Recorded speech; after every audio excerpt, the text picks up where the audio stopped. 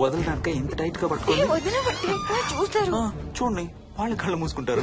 సిగ్గులేదు. వాళ్ళకా నాకా? నీకు. శూన్యమాసం నాన్న 2 రోజులు ఆగాలి.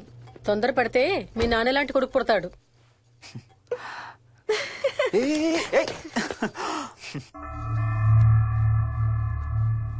ఒక వారం రోజుల నుంచి ఎవరితో మాట్లాడకుండా అలా ఒక్కడే కూర్చొని బొమ్మలు గీస్తున్నాడు. జనరల్ గా మేం పిల్లలు గీసే బొమ్మల్ని బట్టి వాళ్ళ మానసిక ఎదుగుదలను, వాళ్ళ ఓవరాల్ డెవలప్మెంట్ ని అసెస్మెంట్ చేస్తూ ఉంటాం. ఇదిగో ఇవే లాస్ట్ 1 వీక్ గా విక్కీ గీసిన బొమ్మలు. అన్నిట్లోనూ ఒకటే థీమ్, విక్కీ, విక్కీ పక్కన మనిషి. ఆ పక్కనున్న మనిషి ఎవరో మీరు గుర్తుపట్టగలరా? కాస్త పోలికలు అవి చూస్తుంటే మా నాన్నగారులాగా ఉన్నారండి. ఓ, విక్కీ తాతగారా? ఆయన విక్కీతో ఎక్కువ టైం స్పెండ్ చేస్తుంటారా? లేదండి, ఆయన విక్కీ పుట్టక ముందే చనిపోయారు. ఓ సారీ అండి. అండ్ 1 మోర్ థింగ్, తను ఒక్కడే కూర్చుని ఎవరితోనూ మాట్లాడుతూ ఉంటాడని కొంతమంది పిల్లలు నాతో చెప్పారు.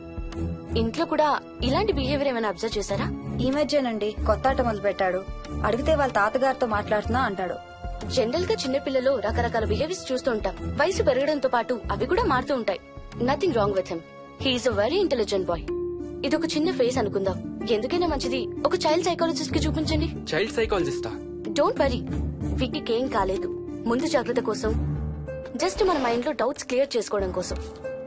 ఇదిగో హీస్ డాక్టర్ ఆనంద్ శర్మ, మా స్కూల్ కి కన్సల్టెంట్ సైకాలజిస్ట్. ఒకసారి కాల్ చేసి అపాయింట్మెంట్ తీసుకోండి.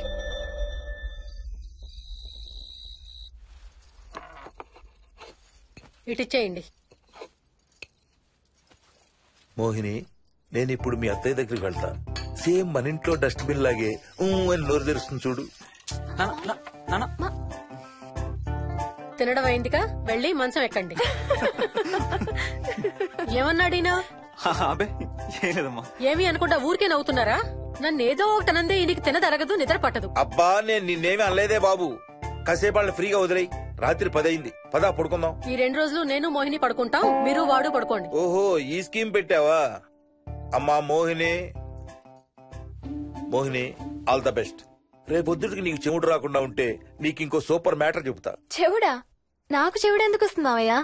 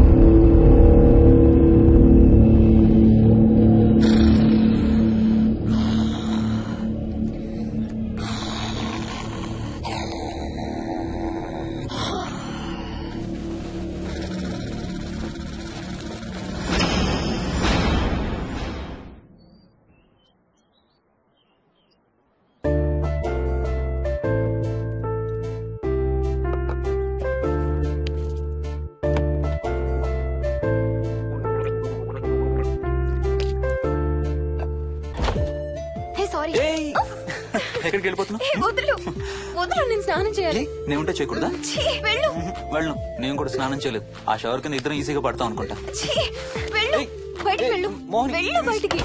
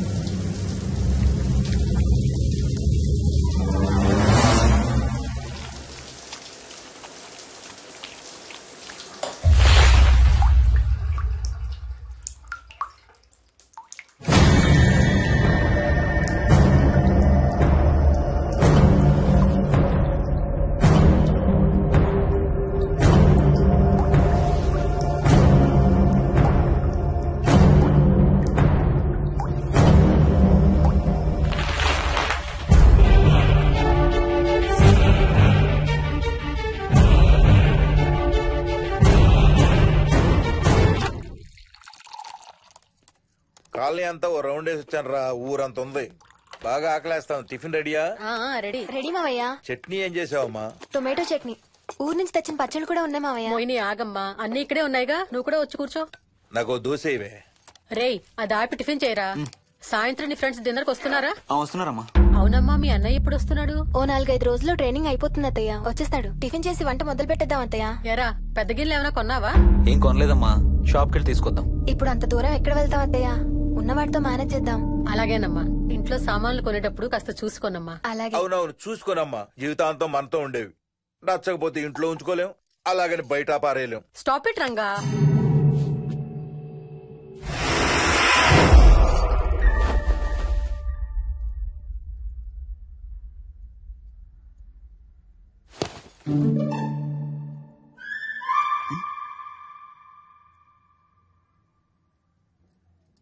అమ్మ, మంచి లేత వంకాయలు దొరికాయి. ములక్కాళ్ళు, పచ్చిమిర్చి కూడా తెచ్చాను. కొంచెం కడిగి కోసేయ్. సరేమ్మా. యదమ్మా, కొంచెం మిరపకాయలు బయట ఎండపెట్టాలి. పద.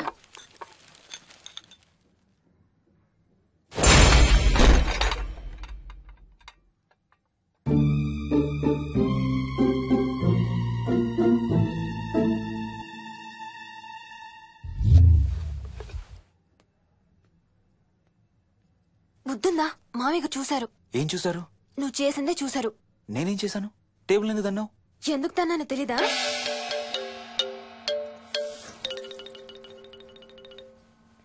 లక్ష్మి, ఏం చేస్తున్నావు?